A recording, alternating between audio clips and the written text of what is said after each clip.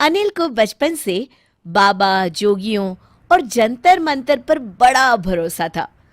उसे कोई कुछ भी जादू टोना बता दे, कुछ भी कह दे, वो तुरंत मान लेता था।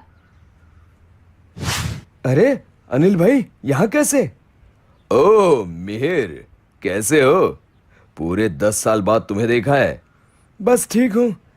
ऑफिस के काम से 2-3 दिन के लिए यहाँ आया हूँ। अच्छा अच्छा। अरे तुमने आज तक ये हरा पत्थर पहन रखा है? हाँ भाई, कॉलेज के समय पूरी पॉकेट मनी देकर उस जादूगर से पत्थर लिया था। उसने कहा था इसे पहनते ही मैं बड़ा आदमी बन जाऊंगा। तो भाई पत्थर ने कोई कमाल दिखाया? अभी तक तो नहीं, पर मुझे यकीन है जल्द ही कुछ होगा।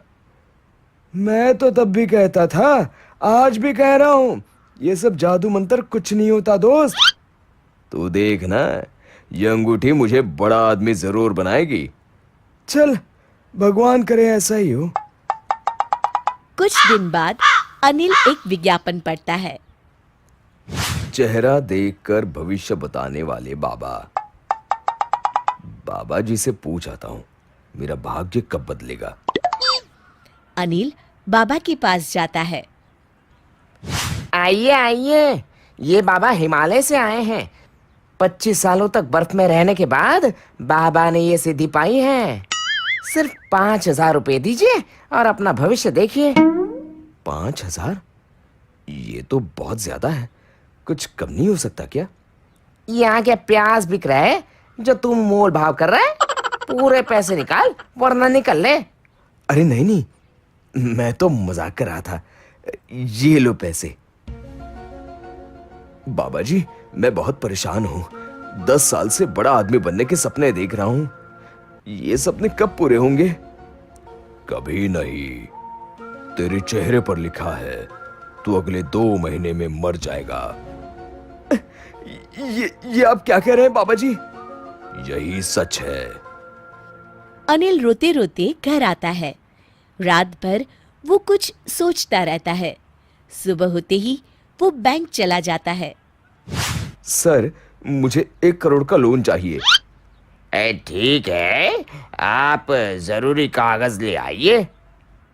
अनिल को लोन मिल जाता है। अगले दिन बानी, ये लो तुम्हारे नए बंगले की चाबियां। अब तुम्हें इस छोटे से घर में रहने की कोई जरूरत नहीं है। क्या बात कर रहे हैं जी? हाँ, सही कह रहा हूं। जल्दी तैयार हो जाओ, तुम्हें अपना नया बंगला दिखा कर आता हूं।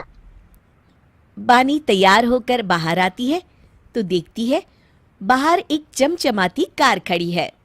क्या क्या ये कार हमारी है? हाँ हाँ, हमारी ही है। आओ बैठो। अनिल बानी को बंगला दिखाकर घर ले आता है। अगली सुबह बानी, अगले महीने हम बंगले में शिफ्ट हो जाएंगे। उससे पहले सिंगापुर घुमाते हैं। क्या ये सब क्या हो रहा है? कहीं मैं सपना तो नहीं देख रही? नहीं, ये सब सच है। घूम के आते हैं, फिर मैं तुम्हें सब बताऊंगा। कुछ दिन बाद सिंगापुर से लौटते समय, ए जी, अब तो बताइए, इतने पैसे आपके पास कहाँ से आए?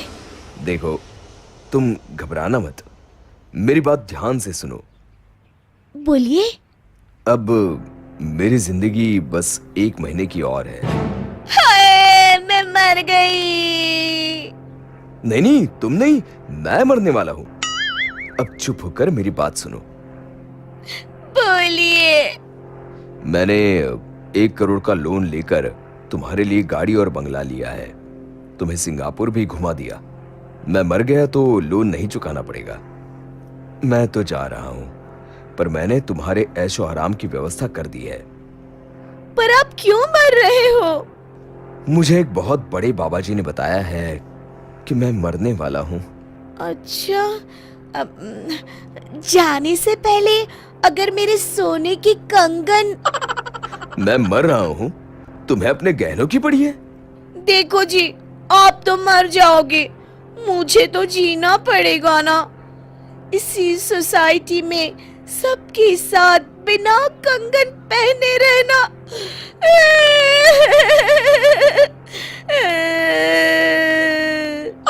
अच्छा, चलो कुछ पैसे बचे हैं, तुम कंगन भी ले ही लो। 1 महीने बाद। ये बंगला तो बहुत सुंदर है जी। मुझे क्या, मैं तो अब मौत के दिन गिन रहा हूँ। गिनने की कोई जरूरत नहीं, मुझे सब याद है। कल 2 महीने होने वाले हैं। हे भगवान, कैसी बीवी दी है तूने मुझे, मेरी मौत का दिन याद किए बैठी है। अगली रात। अभी तक मुझे कुछ नहीं हुआ, हो ना हो आज रात को ही मेरा टिकट कट जाएगा। अब कहाँ जाने की टिकट कर रहे हैं जी? मैं भी चलूंगी। चल, मरने जा रहा हूँ, तू भी चल। ओह, अच्छा अच्छा, नहीं नहीं नहीं, मैं तो यूं ही कह रही थी। हे भगवान, मैं मरना नहीं चाहता, कुछ करो प्रभु। मेरे कंगन वापस मत लेना, बाकी इनकी प्रार्थना सुन लो भगवान। अगली सुबह मियाँ बीवी खुशी से नाचने लगते हैं। तभी फोन की घंटी बजती है। जी, हम लेना देना बैंक से बोल रहे हैं। आपकी पहली किश्त 1 लाख रुपए अब तक नहीं आई है। आप जल्दी कीजिए वरना हमें पुलिस भेजनी पड़ेगी। हाय राम, ये तो मैं भूल ही गया।